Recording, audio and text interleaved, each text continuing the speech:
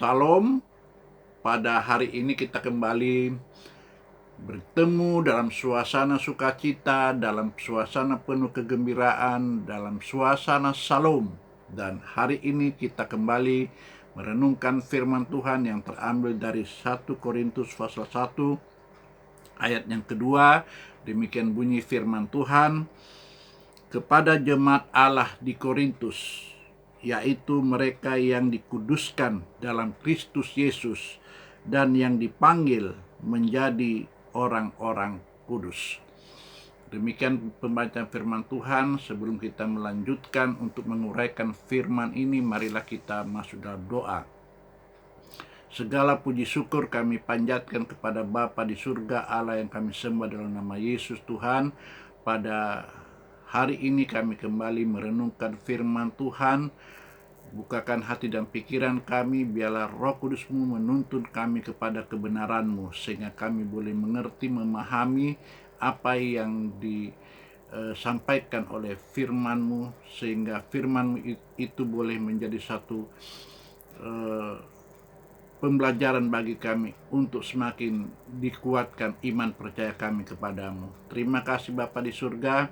Dalam nama Yesus kami sudah berdoa dan mengucap syukur. Haleluya. Amin. Bapak Ibu sekalian yang saya kasih dalam Kristus Yesus, pada hari ini saya kembali mengambil tema yang berkenan dengan 1 Korintus pasal 1 yang kedua, adalah orang-orang kudus yang dipanggil untuk menjadi kudus. Orang-orang kudus yang dipanggil untuk menjadi kudus. Di dalam pendahuluan ini, Allah terus berbicara kepada umatnya melalui firman yang tertulis, yang kita kenal sebagai Alkitab. Allah menyampaikan pesan melalui Rasul Paulus kepada jemaat Korintus pada masa itu. Korintus adalah ibu kota Yunani yang menjadi pintu masuk dari utara ke selatan dan dari timur ke barat. Anggota jemaat yang kepada mereka Paulus menulis suratnya baru saja bertobat dari penyembahan berhala. Pesannya untuk mereka pada hari itu berisi kebenaran untuk kita di dunia sekuler dan menyembah berhala modern ini.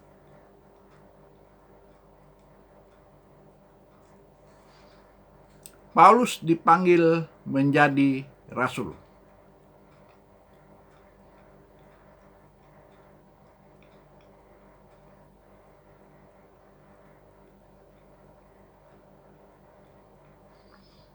Paulus dahulu adalah seorang Farisi dan penganiaya gereja mula-mula. Paulus dipanggil menjadi rasul. Ia tidak ditunjuk untuk menduduki jabatan ini oleh manusia. Ia tidak dipilih oleh manusia untuk melayani. Paulus menjadi seorang rasul oleh kehendak Allah. Ia datang dengan pesan kuasa dari Allah kepada jemaat pada zaman itu dan pada zaman sekarang. Surat tersebut ditujukan kepada jemaat Korintus, kumpulan orang-orang yang dipanggil.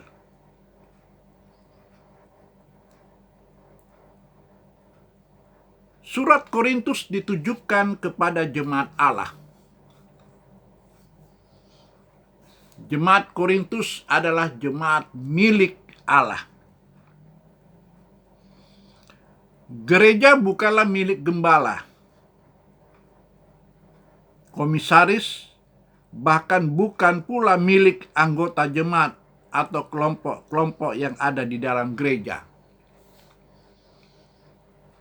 Kita perlu menyadari bahwa kita adalah milik Allah dan bahwa Allah bukanlah milik kita. Jemaat yang dipanggil untuk menjadi orang-orang kudus dikatakan sebagai milik gereja, dan gereja adalah milik Allah. Penerima surat ini adalah orang-orang yang bertobat kepada Yesus Kristus. Oleh perbuatan ilahi, mereka dikhususkan dan dipersembahkan melalui Yesus Kristus untuk menjadi pelayan Allah. Paulus menilai mereka memiliki komitmen untuk melakukan kehendak Allah.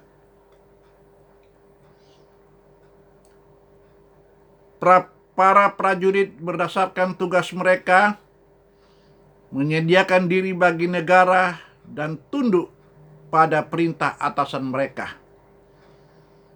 Dapat dikatakan bahwa mereka dikuduskan untuk urusan militer.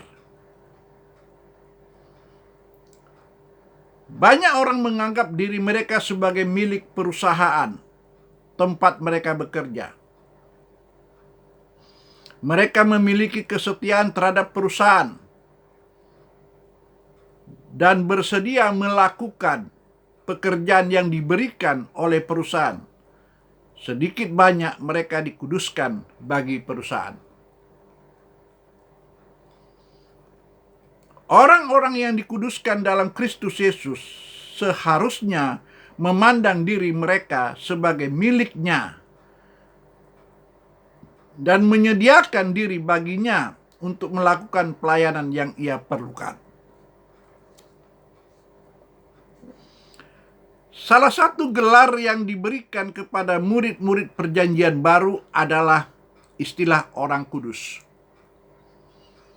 Pada zaman itu, istilah ini tidak mengacu kepada orang-orang yang sangat saleh. Semua orang percaya dipanggil untuk menjadi orang kudus.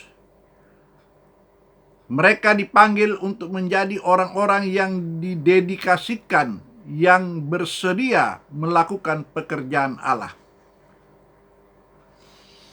Orang-orang percaya adalah mereka yang telah dipisahkan oleh panggilan Allah untuk melayani Dia, karena mereka telah menundukkan diri kepada Allah melalui Yesus Kristus.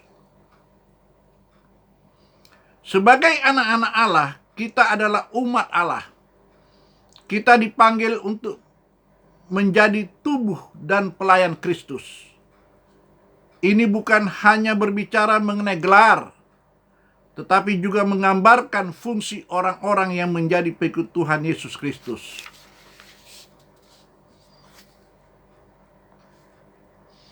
Jemaat Korintus adalah sebuah keluarga orang-orang percaya. Jemaat Korintus adalah sekelompok orang yang berdoa bagi pembaruan kehidupan rohani para anggotanya. Jemaat Korintus dipandang sebagai tubuh Kristus yang melaluinya ia akan melakukan pekerjaannya di dunia.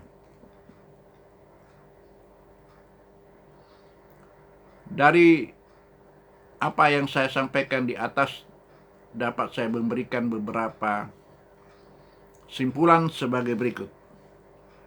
Doa Paulus bagi jemaat Korintus adalah agar mereka menjadi penerima kasih karunia dan damai sejahtera Allah. Kasih karunia Allah adalah rahmat Allah yang tak terduga dan tak pantas diterima orang-orang yang tidak layak. Damai sejahtera Allah adalah keselarasan, ketentraman, dan kemakmuran yang menyertai jalinan hubungan yang benar antara manusia dengan Allah dan sesama. Kasih karunia adalah sikap dan tujuan Allah bagi kita di dalam Kristus Yesus. Sementara damai sejahtera adalah pemberian Allah di dalam diri kita melalui Kristus Yesus. Kita disebut orang kudus dan kita dipanggil untuk menjadi orang-orang kudus. Tuhan Yesus memberkati.